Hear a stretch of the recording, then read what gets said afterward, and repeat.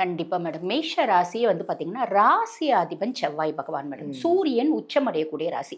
மேஷ ராசியினோட பூர்வீகம், பூர்வகுடி. அதாவது பூர்வகுடியும் வந்து பார்த்தீங்கன்னா, இந்த மாரி ராஜவம்சம்,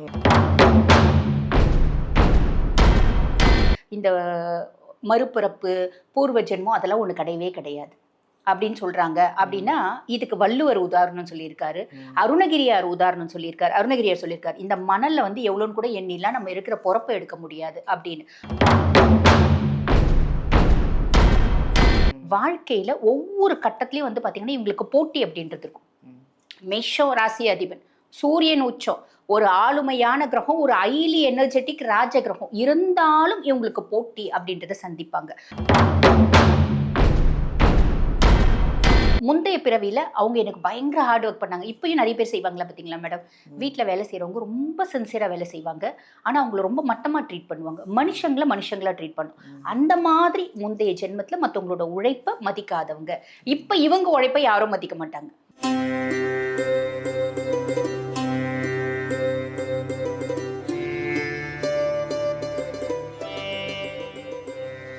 நீங்களும் ஜாதகம் கற்றுக்கணும், ஜோதிடம் கற்றுக்கணும் அப்படின்னு ஆசைப்பட்டீங்கன்னா, வீடியோலேருந்து நம்பர் எடுத்து எங்கள் தீபா அருளாளன் மேடம் கிட்ட நீங்கள் காண்டாக்ட் பண்ணி, நீங்களும் அஸ்ட்ராலஜர் ஆகலாம். உங்கள் ஜாதகத்தை நீங்கள் பார்த்துக்கலாம். உங்கள் ஃபேமிலி ஜாதகத்தை நீங்கள் பார்த்துக்கலாம். ஹாய், எல்லாருக்கும் வணக்கம். This is Balambika. உலகமெல்லாம் பார்த்து ரசித்து எங்கள் ஜோதிடர் யுகம் சேனலை வந்து இவ்வளோ அழகாக பிரபலமாக்கி கமெண்ட் கொடுத்து உங்களுடைய பரிகாரங்கள்லாம் என்ன வேணும், நீங்கள் வந்து என்னென்ன தேவைகள் அப்படிங்கிறத உங்கள் கமெண்ட்டில் சொல்லி நாங்கள் அதை எடுத்து ஒரு ஜோதிடர்களையும் கூப்பிட்டு உங்களுக்கான 12 ராசிக்கான பரிகாரங்கள், உங்களுக்கான எல்லா விஷயங்களையும் நாங்கள் இன்னும் கொண்டு வந்துக்கிட்டே இருக்கிறோம். இதுக்கு காரணம் உங்களுடைய அந்த சப்போர்ட்டு தான். அதனால் மிக்க நன்றி. முதல்ல எல்லாருக்குமே, ஜோதிடர் யுகம் வியூவர்ஸ்க்கு எல்லாருக்குமே முதல்ல நன்றி. அந்த வகையில் இன்றைக்கி நம்ம ஒரு அருமையான ஒரு ஜோதிடரை பார்க்க போகிறோம். யார் அப்படின்னா, நான் கொஞ்சம் ரொம்ப அழகாக இருப்பாங்க அப்படின்னு சொன்னால் நீங்களே அதை புரிஞ்சிருப்பீங்க. க்ளூ தான் கொடுக்குறேன். வேறு யாரும் இல்லைங்க, டாக்டர் தீபா அருளாளன் அவர்களை தான். இந்த கர்மா வினைகள் அப்படின்னு ஒன்று இருக்கா இல்லையா அப்படின்னு அவங்கள தான் நம்ம கேட்டு தெரிஞ்சுக்கணும். இந்த கர்மா வினைகள், கர்மா பலன் 12 ராசிக்கும் இருக்குன்னு சொல்கிறாங்க. ஸோ அந்த 12 ராசிக்கான கர்மா பலன் என்னென்ன பரிகாரங்கள், என்னென்ன கோவில்கள் இருக்குது, எல்லாருக்குமே இருக்குது கர்மா. அந்த கர்மாலேருந்து நம்ம கண்டிப்பாக வெளியில் வந்து தான் ஆகணும். அதுக்கான பரிகாரங்கள், கோவில்கள்லாம் நம்ம மேம் கிட்ட தெரிஞ்சு 12 ராசிக்கும் இந்த கர்மா பலன் எப்படி இருக்குது அப்படின்னு அலசி ஆராய போகிறோம். வாங்க அவங்கள சந்திக்கலாம். வணக்கம் மேம். வணக்கம் மேம். எப்படி இருக்கீங்க? நல்லா இருக்கேன் மேம். நீங்கள் எப்படி இருக்கீங்க? நல்லா இருக்கேன். நீங்கள் நல்லா அழகாக பிரகாசமாக செம்மையாக உட்காந்துருக்கீங்க. அழகான ஒரு பச்சை கலரில் ஒரு புடவை கட்டி ஒரு அம்மன் மாதிரி உட்காந்துருக்கீங்க. ரொம்ப சந்தோஷமாக இருக்குது.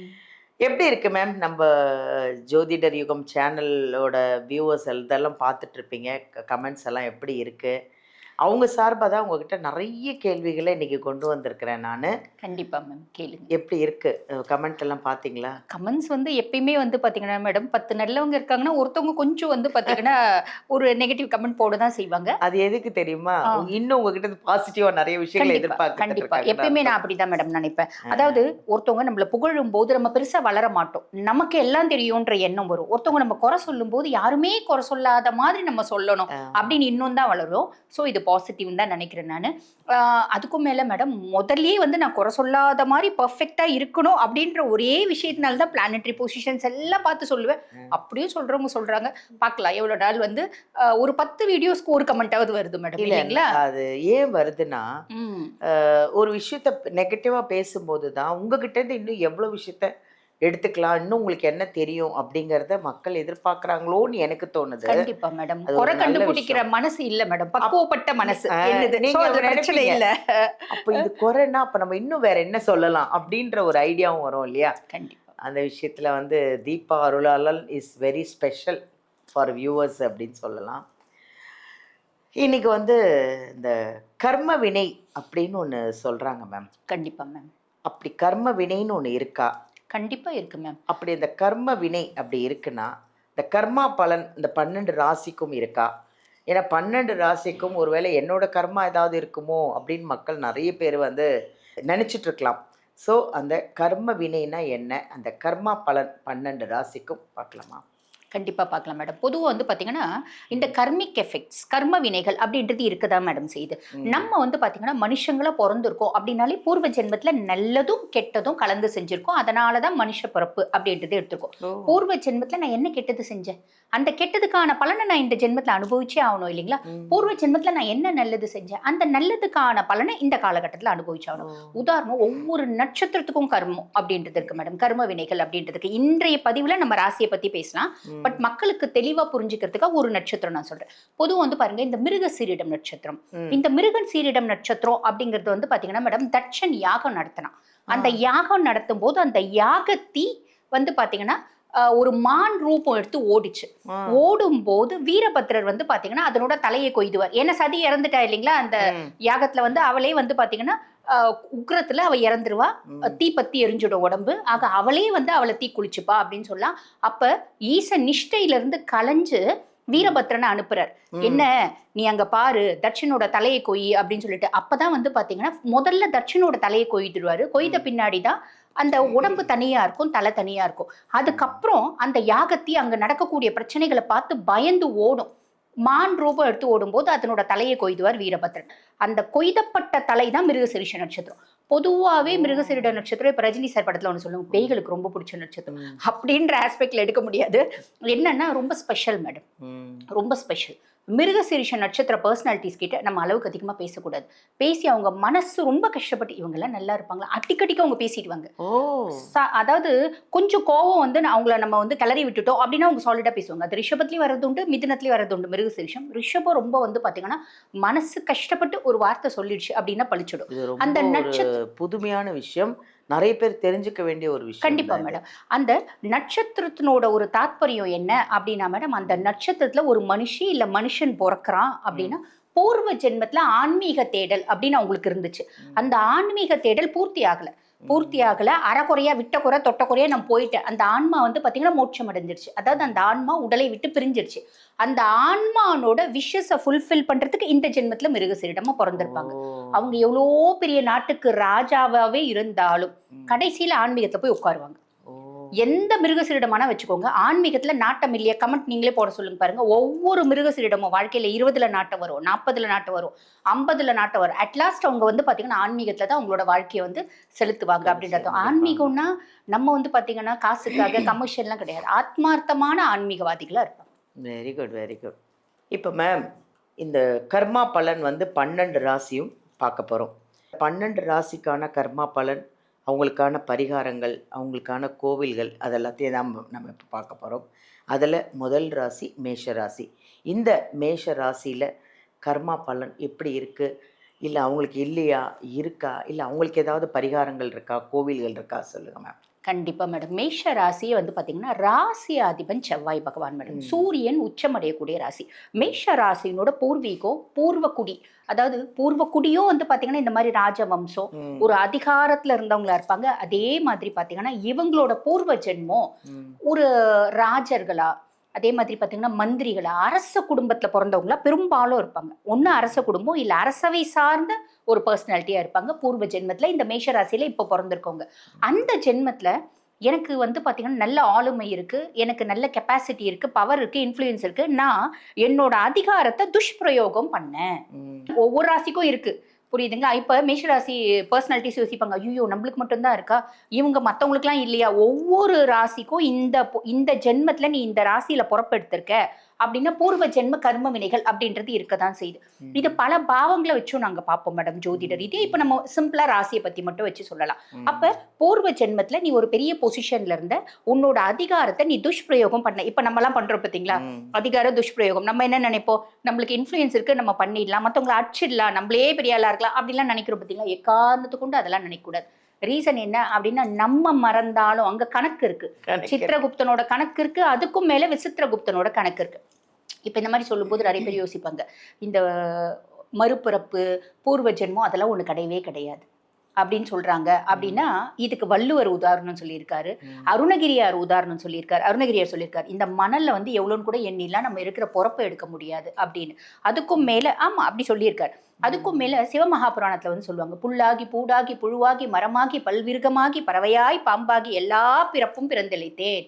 அது நிறைய வந்து பாத்தீங்கன்னா ஈசன் எழுதினாரு மாணிக்க வாசகர் சொல்ல அப்படின்னா, ஈசனுக்கு தெரியாத உண்மை உனக்கும் எனக்கும் தெரிஞ்சிடுமா? ஆமா. ஆக பொறப்பு இருக்கு அப்படின்றது உண்மை.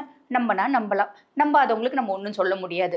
அப்ப இவங்க வந்து பாத்தீங்கன்னா மேடம் அந்த அதிகார துஷ்பிரயோகம் அப்படின்ற செஞ்சிருப்பாங்க. நான் வந்து பாத்தீங்கன்னா என்னோட இன்ஃப்ளூயன்ஸ்னால எனக்கு பிடிக்காத ஒரு விஷயத்த நான் வந்து வேண்டாம் அப்படின்ற மாதிரி அவங்களுக்கு எவ்வளோ திறமை இருந்தாலும் அவங்கள நான் டம்ப் பண்ணிட்டேன். இப்போ இது சாதாரணமா எல்லாரும் செய்யறது.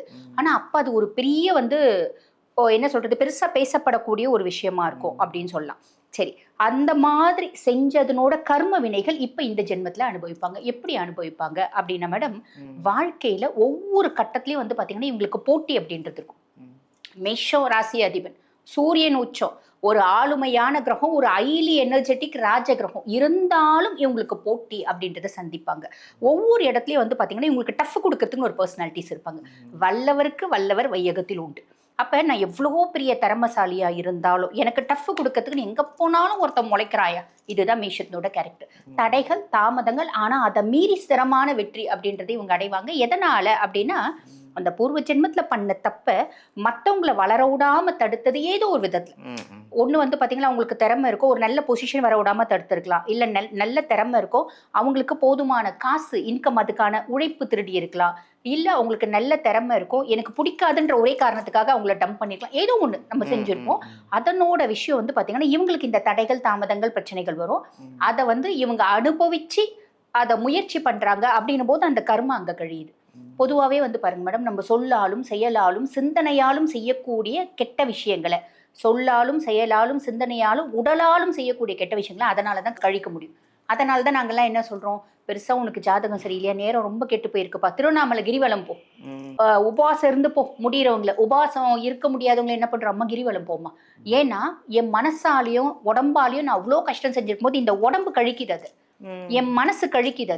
அதனாலதான் இத்தனை வந்து பாத்தீங்கன்னா நிறைய வேண்டுதல்கள் பரிகாரங்கள் இதெல்லாம் நேர்த்தி கடன்கள் இதெல்லாம் சொல்றோம். சரி, ஓகே. அதுக்கும் மேல முந்தைய பிறவியில அவங்க எனக்கு பயங்கர ஹார்ட் ஒர்க் பண்ணாங்க. இப்பயும் நிறைய பேர் செய்வாங்களா பாத்தீங்களா மேடம், வீட்டுல வேலை செய்யறவங்க ரொம்ப சின்சியரா வேலை செய்வாங்க. ஆனா அவங்கள ரொம்ப மட்டமா ட்ரீட் பண்ணுவாங்க, மனுஷங்களா ட்ரீட் பண்ணும். அந்த மாதிரி முந்தைய ஜென்மத்துல மத்தவங்களோட உழைப்பை மதிக்காதவங்க இப்ப இவங்க உழைப்பை யாரும் மதிக்க மாட்டாங்க, முதல்ல மழிக்க மாட்டாங்க. அதுக்கப்புறம் இவங்களோட பயங்கரமா அவங்க வந்து பாத்தீங்கன்னா காம்படிட்டிவ், நல்ல காம்படிஷன்ல வந்து பாத்தீங்கன்னா மத்தவங்க முன்னாடி ஓடி முன்னேறி இவங்களோட திறமையை அவங்க கிட்ட காமிக்கணும். மத்தவங்க வந்து பாத்தீங்கன்னா கண்ணை வந்து நல்ல ஒரு பெரிய துணியை கட்டிட்டு ஒரு கல்லை தூக்கி எறிவாங்க, 10 மாங்காய் விழும். ஆனா நான் மேஷம், நான் கண்ணை நல்லா திறந்துக்குன்னு நல்லா வந்து பாத்தீங்கன்னா மரம் ஏறி நான் மாங்காய் பறிக்கிறேன், கீழே உழுந்து எழுந்து கால் உடஞ்சிச்சு, ஒரே ஒரு மாங்காய் தான் கிடைச்சிச்சு. இதுதான் மேஷம். ஆரம்பத்துல ஸ்ட்ரகிள்ஸ் அப்படின்றது கண்டிப்பா இருக்கும். அதே மாதிரி பாத்தீங்கன்னா இந்த ஒரு பிறவியில எவ்வளோ உங்க ஃபேமிலி பெரிய ஃபேமிலியா இருந்தாலும் இவங்களோட சொந்த முயற்சினால மட்டும்தான் இவங்க பெரிய லெவல்ல வருவாங்க. அப்படி ஒரு விஷயம் அப்படின்றதுக்கு. ஸோ இதெல்லாம் வந்து பாத்தீங்கன்னா இவங்களோட கர்மிக் எஃபெக்ட்ஸ் அப்படின்னு சொல்லலாம் மேடம். அடுத்து நீங்க கேட்ட கேள்வி, இவங்க என்ன பரிகாரம் பண்ணலாம். மேஷத்துல பிறந்துட்டாங்க அப்படின்னாலே முருகனை வழிபாடு பண்ணணும் மேடம். முருகனை எந்த முருகனை வழிபாடு பண்ணலாம் அப்படின்னு நான் பிரதானமா சொல்றது என்ன அப்படின்னா மேடம், பொதுவா 3 முருகன் ரொம்ப விசேஷம். இந்த 8 முருகன் அறுபடை வீடு நம்ம எல்லாருக்கும் தெரியும், ஆதிபடை வீடு. இந்த 8 முருகனுக்கே ஒரு விசேஷம் இருக்கு. அதை செதுக்குன சிற்பிக்கு வந்து பாத்தீங்கன்னா கட்டவரல் கிடையாது. கட்டவரல் இல்லாம சிற்பத்தை வந்து செதுக்குனார், கண்ணும் தெரியாம போச்சு அவருக்கு. அப்ப இது எதனால ஏற்பட்டுச்சு அப்படின்னா, அவர் அழகான ஒரு முருகர் சிலையை செதுக்குனார். என்ன சிலை அப்படின்னா சிக்கல் சிங்காரவேலன் சிலை. சிக்கல் சிங்காரவேலன், எண்கண் முருகன் சிலை, 8 முருகன் சிலை. இது மொத்தத்தையும் வந்து பாத்தீங்கன்னா 8 முத்து வேலாயுத சுவாமி அவரோட பேரு. இது 3த்தையும் செதுக்கிறவர் ஒரே சிற்பி தான். முதல்ல வந்து பாத்தீங்கன்னா சிக்கல் சிங்காரவேலன் சிலையை செதுக்கினார். அத ராஜன் வந்து பாக்குறான், சோழ மன்னன் வந்து பாக்குறான். பார்க்கும்போது அடேங்கப்பா, எத்துணை அழகு, கண்ணு மூக்கு காது வாய் எல்லாம் அப்படியே லட்சணம், முருகன் நிதர்சனமா என் முன்னாடி நிக்கிறான். அப்படி இருக்கு. எனக்கு மனுஷ புத்தி என்ன பண்ணும், இதுதான் அதிகார துஷ்பிரயோகம் அப்படின்றது. என்ன பண்றான், இந்த மாதிரி சிலையை இவன் வேற எங்கேயும் செதுக்கிடக்கூடாது. உடனே என்ன பண்றான், கட்டவரல கட் பண்ணிடுறான். அவனுக்கு தண்டனைகள்லாம் கொடுக்கும்போது கண்ணு தெரியாம போயிடுது. அதுக்கப்புறம் அவர் வந்து பாத்தீங்கன்னா 2வதா செதுக்குன சிலை தான் இந்த முத்து வேலாயுத சுவாமி 8 முருகன் சிலை. யாரும் முத்து வேலாயுத சுவாமி நீ சொல்ல மாட்டாங்க, 8 முருகன் தான் சொல்லுவாங்க. அந்த 8 முருகன் அப்படின்னு பேர் வந்ததுக்கும் ஒரு காரணம் இருக்கு மேடம். அவர் சிற்பி வந்து முருகன் பேல அலாதி காதல் அலாதி அன்பு சிலையை செதுக்கிட்டார். செதுக்கிட்ட பின்னாடி அந்த முருகனுக்கு வந்து பாத்தீங்கன்னா உயிர் வந்துருச்சு. உயிர் வந்து முருகனோட உடல் வந்து பாத்தீங்கன்னா அப்படியே அக்னி ஜுவாலையா மாறிச்சான். அந்த மயில் பறக்க ஆரம்பிச்சிருச்சான், கரிசல் பறக்க ஆரம்பிச்ச உடனே சிற்பி வந்து பறக்குது அப்படின்னு சொல்லிட்டு எட்டிப்பிடி எட்டிப்பிடி அப்படின்னு சொல்லியிருக்காங்க. அங்க இருக்கவங்க எல்லாம் கூட சேர்ந்து எட்டிப்பிடி எட்டிப்பிடி எட்டிப்பிடி அப்படின்னு சொல்லி சொல்லி சொல்லி முருகனை வந்து பிடிச்சது. பின்னாடி மருவி எட்டிக்குடி ஆயிடுச்சு. எட்டுக்குடி. இப்ப ஒப்பிலியப்பன், ஒப்பில்லாத பெருமான், உப்பிலி அப்பனான கதை தான் இது அப்படின்னு சொல்லலாம். ஆக அந்த எட்டுக்குடி முருகனை போய் இவங்க வந்து வழிபாடு பண்ணிட்டு வராங்க அப்படின்னு ரொம்ப விசேஷம். எட்டுக்குடி முருகனுக்கு நிறைய வழிபாடுகள் இருக்கு. பொதுவா மலர் மாலை, வாசனையான மலர் மாலை போட்டு வழிபாடு பண்றோம் அப்படின்னும் போது செல்வம் அப்படின்றதுக்கும் தடைகள் அப்படின்றது அகலும். அதே மாதிரி மேஷராசி என்பவர்களுக்கு உடல் சார்ந்த உபாதைகள் இருக்குன்னு சந்தன காப்பு போட்டு வழிபாடு பண்ணிட்டு வரோம். அதே மாதிரி வஸ்திரம் சாத்தி வழிபாடு பண்ணிட்டு வர்றது அப்படின்றது உங்க குடும்பத்துல இருக்க தாரித்தரியம் அப்படின்றது போயிடும் மேடம்.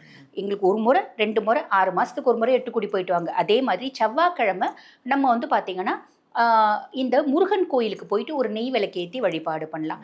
செவ்வாய்க்கிழமை நம்ம வந்து புரோகிதர்களுக்கு, அந்தணர்களுக்கு இந்த செப்பு பாத்திரம் நம்ம வந்து தானமா கொடுக்கலாம். இந்த மாதிரி ஒரு சில விஷயங்கள் செய்யும் போது மேஷத்தினோட கர்ம வினைகள் விரைவில் கழியும். நிதர்சனமான உண்மை மேடம். Super ma'am.